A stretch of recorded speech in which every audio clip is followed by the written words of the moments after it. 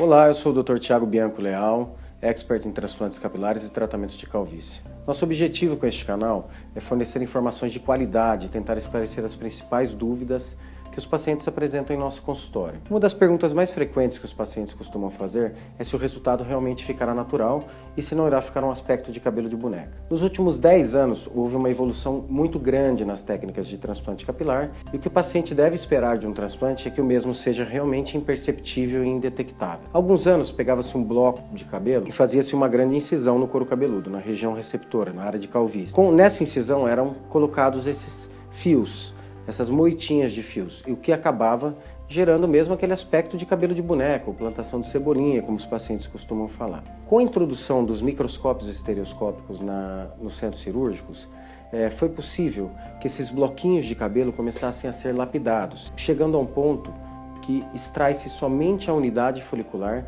que é a menor estrutura completa de um fio de cabelo, composta pela haste capilar, músculo piroeretor, glândulas sebáceas e o folículo capilar em si. Com a evolução desses microscópios e a obtenção dessas unidades foliculares, que geralmente aparecem no couro cabeludo, com 1, 2, 3 ou 4 fios, foi possível naturalizar muito mais o transplante capilar. Porque como as estruturas são muito menores, as estruturas foliculares, foi possível que os cirurgiões fossem diminuindo cada vez mais a incisão na área receptora e com isso, um trauma menor no couro cabeludo foi diminuindo as cicatrizes que o transplante capilar pode deixar, que deixava anteriormente, chegando a um ponto que passou a ser indetectável o resultado de um transplante capilar.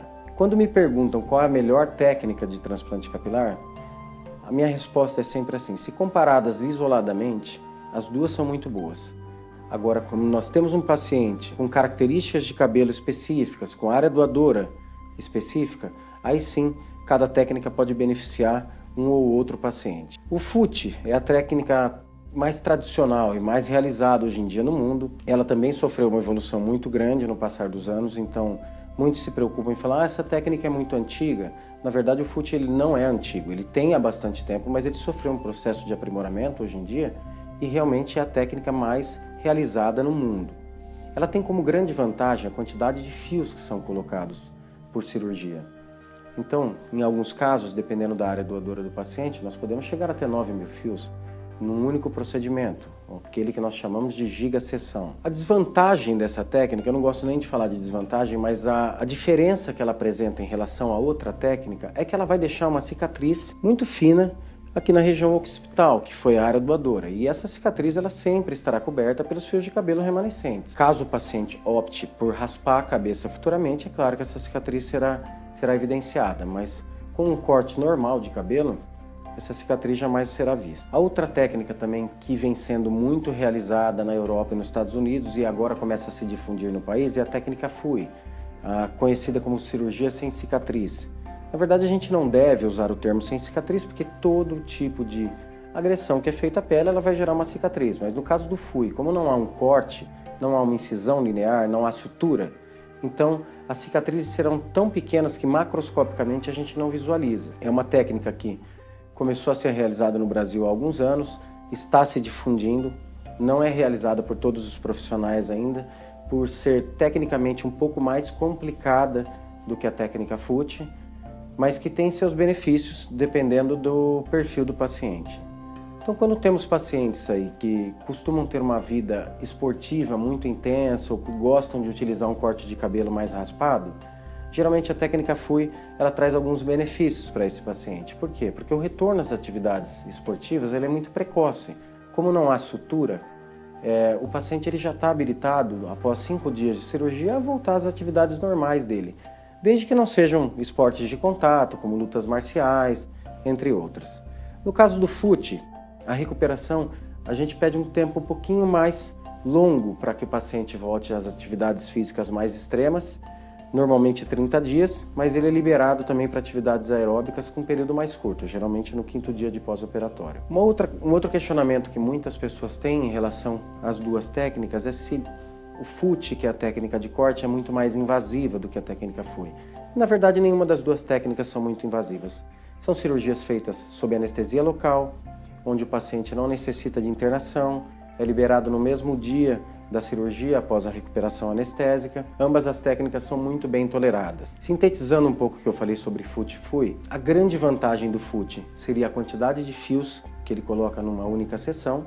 Então, para pacientes que apresentam um grau maior de calvície, ela vai trazer benefícios por conseguir cobrir uma área maior e com uma densidade maior. E no caso do FUI, o grande benefício dele é não deixar aquela cicatriz típica de transplante linear e uma recuperação mais rápida do ponto de vista esportivo. Ambas as técnicas têm uma duração média de 6 a 8 horas. A única coisa que eu peço é que o paciente não se desloque, não vá dirigindo pós-cirurgia devido às medicações que ele utilizou durante a cirurgia. Uma coisa muito importante também que eu gosto de salientar e que me perguntam muito é se o transplante capilar é permanente. A resposta é sim, o transplante capilar é permanente. Salvo o período inicial pós-cirurgia, que são os 90 dias iniciais pós-operatório, os fios de cabelo podem cair. Quando esse fio é transplantado, ele vai à haste capilar mais o bulbo, que é chamado de raiz, popularmente chamado de raiz.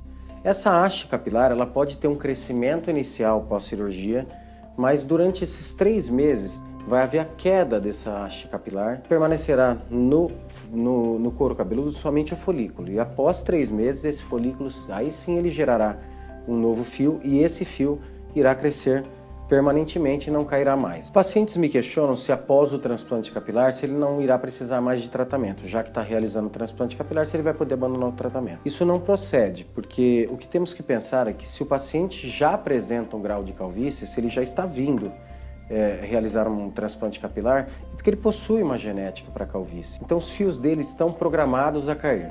Os fios transplantados, esses sim serão permanentes, mas os outros fios do couro cabeludo, eles podem tentar seguir a sua programação genética. Então, o tratamento pós-transplante é muito indicado para que o resultado que a gente atinja com a restauração capilar permaneça por muito mais tempo e esse paciente não necessite de uma nova cirurgia muito precoce. Acredito que nós conseguimos sintetizar aí um pouquinho sobre as duas técnicas. O nosso objetivo realmente era fornecer informações com qualidade para o paciente, para que quando ele estiver numa consulta com o profissional, ele saiba o que questionar, o que ele deve esperar de um transplante capilar e se o seu cirurgião está habilitado a realizar a técnica que irá lhe conver mais. Agradeço a todos que dedicaram seu tempo para assistir o nosso vídeo. Peço que se inscrevam no canal, caso tenham gostado aí das nossas informações. Curtam o nosso vídeo. Se tiverem sugestões de pautas ou algumas dúvidas, que enviem via nossas mídias sociais e nos próximos vídeos nós tentaremos estar esclarecendo aí as principais dúvidas que chegaram até nós. Muito obrigado.